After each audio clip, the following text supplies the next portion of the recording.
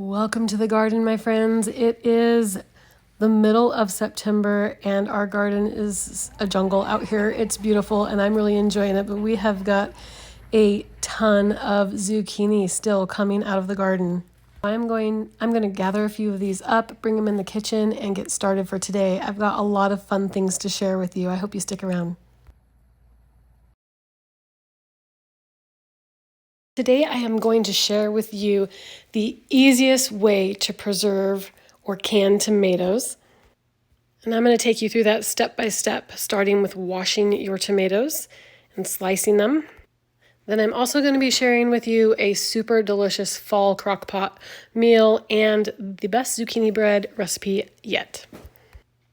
So I hope you enjoy this video, and if you haven't subscribed yet, please do. So the easiest way to get the skins off tomatoes is not to blanch them in water. It is to slice them in half, put them in your oven at about 400 to 450 degrees and roast them for about 20 minutes, 15 to 20 minutes, just until the skins shrivel up and then they peel right off and you can just throw them away. And it is the easiest way. Plus a lot of the extra water comes out of the tomatoes. So you actually get a more flavorful canned tomato. But you can just see how easy it is to just slip the skins right off after they've shriveled up and just throw them away. I did not grow tomatoes this year. I bought a ton from the farmer's market. The Purdum's Market is our local farmer's market and they are friends of ours, and I get like 20 pounds of tomatoes for like $16, and so it's definitely a great deal and worth it. So I've got about 20 pounds of tomatoes that I am preserving today. And I'm going to make crushed tomatoes, but I'm going to use the raw pack method, which is super easy. So after you remove the skins from your tomatoes, you just scoop them up and put them into your clean pint-sized jars or quart-sized jars. And then I'm going to kind of chop them up with the other side of my spatula. You could also use a rubber knife. The tomatoes are really soft at this point because they've been roasted in the oven a little bit. This skips the whole step of mashing your tomatoes. So you just put them in the jar. These are whole or halves of tomatoes. Stick them in there. You're going to get a little bit of juice from the pan. And then I turn my metal spatula over and crush them with the other side of my spatula. And that's it. Today I'm canning about 20 pint jars of these crushed tomatoes. So I'm going to get all of these jars filled up and crushed. And then when I've got them all full, before I put the lids on, I am going to add citric acid. Now, you could also add a tablespoon of lemon juice, but I like the citric acid because you only have to add 1/4 teaspoon of citric acid to each pint jar. Of course, if you were canning quart jars of tomatoes, you would add 1/2 teaspoon of citric acid to each jar.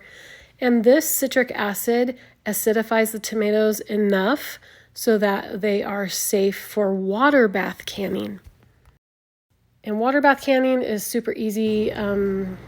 If you have started canning at all, you probably have a water bath canner. It's really just a really large pot with a lid, and that's all you need. So I am going to get all the bubbles or air bubbles out of these jars using a metal butter knife. Most people say don't do that because you can hurt your jars. Just be careful not to ding your jars. And then I'm going to wipe the rims clean and make sure I don't have any sticky tomato juice or anything left on there that would stop the lids from sealing tightly to the glass jars. And then I'm going to place my clean new lids and rings on my jars and seal them or screw them tight to finger tight.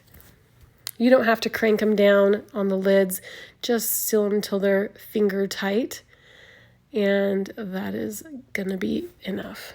All right, since these are kind of hot tomatoes and my jars are hot from being cleaned in the dishwasher under the sanitize mode, I have preheated the water in my water bath canner so it's steaming hot, and these jars can go safely in that hot water because the jars are hot and the tomatoes are hot inside them and they won't break. And I'm going to fill this water bath canner up. I believe my water bath canner takes 11 jars at a time, maybe 12.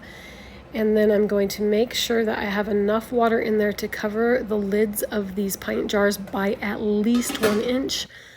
Honestly, I usually like to fill it up a couple inches above, because if it runs low, you have to add more water. If you don't add more water and you do the whole processing time, which is 85 minutes for pint jars or quart jars, both of them do 85 minutes. If you run out of water, if the water goes below, you've got to reprocess them.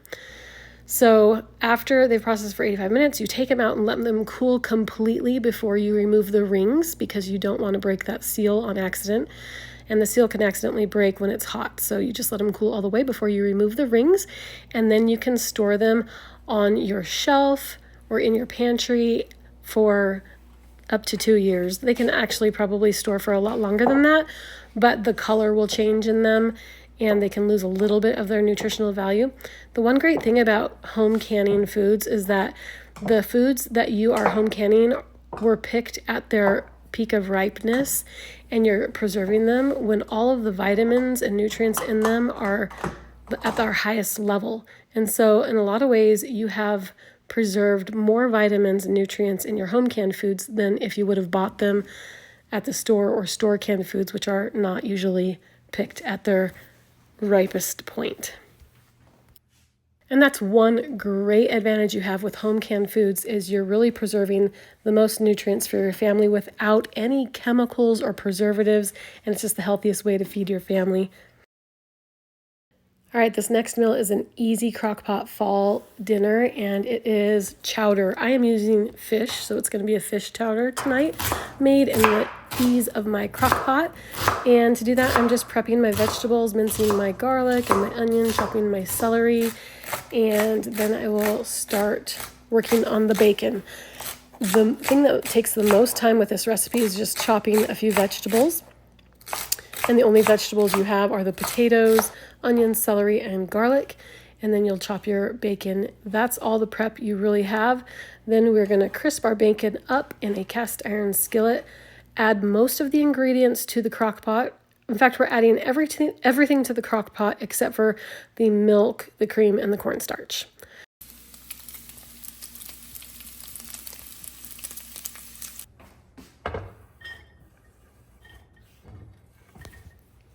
I did forget to tell you that we also chop up our fish. So you can use clams for this recipe if you want a clam chowder. Since this is a fish chowder, I am using tilapia, 3 fillets of tilapia, and I'm dicing those into about 1-inch chunks and putting them in the crock pot. Honestly, I thought, it won't be that good because it's cooking for 7 hours on low in the crock pot all day. And honestly, you could cook the fish, you could put the fish in later so it's not as cooked, but it's still delicious because it's cooking in a broth. So I put half of my bacon pieces in there, and then my salt, my pepper, dried thyme leaves, and then put the lid on it and let it cook on low for about 7 hours. I forgot to mention you also add 2 cups of water or vegetable broth or chicken broth. All right, and then about 30 minutes before dinner, you are going to combine a cup of milk, a cup of cream, a couple tablespoons of cornstarch. Whisk that together really good in a small bowl just till the cornstarch is nice and mixed in. And then I am going to add that mixture to the pot of vegetables and fish and broth. And that is just going to create a delicious creamy base for this chowder. I'm also going to turn my crock pot to high and let it simmer on high for at least 30 minutes or so until the broth thickens up a little bit.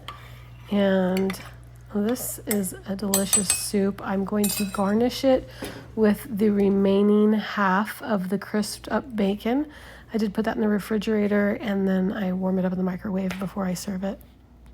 If you like seafood, you will love this recipe, and I will link it in the description box below. All right, moving on to zucchini. This is the best zucchini bread recipe that I have had so far. It is sourdough zucchini. We are still getting a ton of zucchinis, but I am sharing them, and I just still have a ton. That's because we accidentally planted too many zucchini plants thinking that they were cucumbers. So what I do with the really big zucchinis is I chop them up. Okay, if I'm not sharing them with my chickens, I chop them up and remove the seeds. So I just get these smaller spears that I can easily put in the refrigerator and then use them later. So I'm grating those spears to make this zucchini bread. It's a super simple recipe, and of course I will link the exact ingredients in the description below. But it's basically flour, sourdough starter, a little bit of sugar, salt, eggs. You can make it with or without nuts. This makes 2 loaves, so I'm making 1 loaf with nuts, 1 loaf without, because I have some children that don't like nuts, and I love them. It's a super easy recipe because all you do is you mix the dry ingredients, which I did not get cinnamon into this bowl. There is a tablespoon of cinnamon in here, and I will add that before I mix them together. But you add all your dry ingredients to a bowl, mix those up, add all your wet ingredients to a bowl, mix those up. And I am squeezing the extra liquid out of my zucchini. You want to have 2 cups of well-drained zucchini just so that it doesn't make the bread too moist. It is a very moist bread, but too much moisture, you don't want it to be soggy at all. I'm just draining that through a colander into another bowl, and I will go ahead and dump that bowl out in the sink, and then I'm going to use this brown bowl for my wet ingredients. So it's 2 cups of drained or squeezed zucchini, and then a couple of eggs, and let's see here. And then I'm going to add to this zucchini a couple of eggs, about 3/4 cup of oil, and my sourdough starter and some vanilla extract, and give that a nice whisk.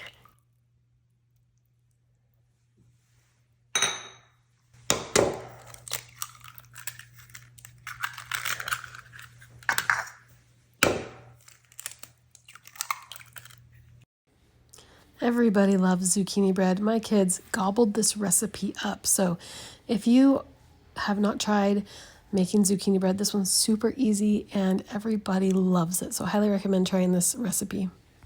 If you haven't made a sourdough starter yet, I go through that with you on the blog, and I will link that in the description below. After you've got your wet bowl and your dry bowl all mixed together, you just pour your wet ingredients into your dry ingredients and use a rubber spatula to fold it all together till all the dry ingredients are well incorporated. You didn't see me do it on camera, but I did already butter or grease my 2 loaf pans really well. So you can use an 8.5 by 4.5 inch loaf pan or a 9 by 5 loaf pan.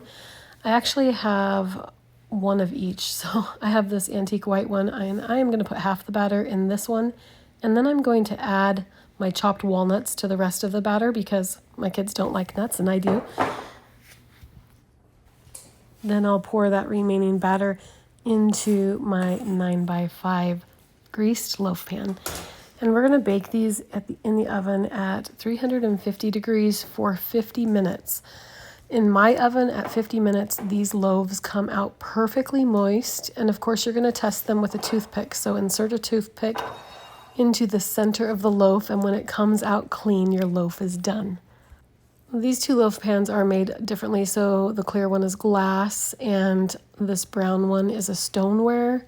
It's a Pampered Chef stoneware loaf pan, which I have had for over 25 years and highly recommend. They're great. But interesting thing is, at 350 degrees, I baked these both in the same oven for 50 minutes and then tested them with a toothpick inserted in the middle, and they were both perfectly done after 50 minutes. That's with my oven. So each oven is a little bit different. So definitely start testing at 50 minutes. Don't wait any longer because you don't want your loaf to be dry. But these are extremely moist, beautiful, and delicious zucchini bread loaves. If you want long fermented zucchini, it's really easy to do. You just omit the baking powder from your dry ingredients, mix it all together, put it in the fridge overnight, then whisk in your baking soda and move ahead with baking the bread. And you'll have a long fermented sourdough zucchini bread. But this has just turned out to be a perfect loaf, perfectly moist. I hope you enjoy this recipe. It will be linked in the description box below. Thanks for watching. We'll see you next time.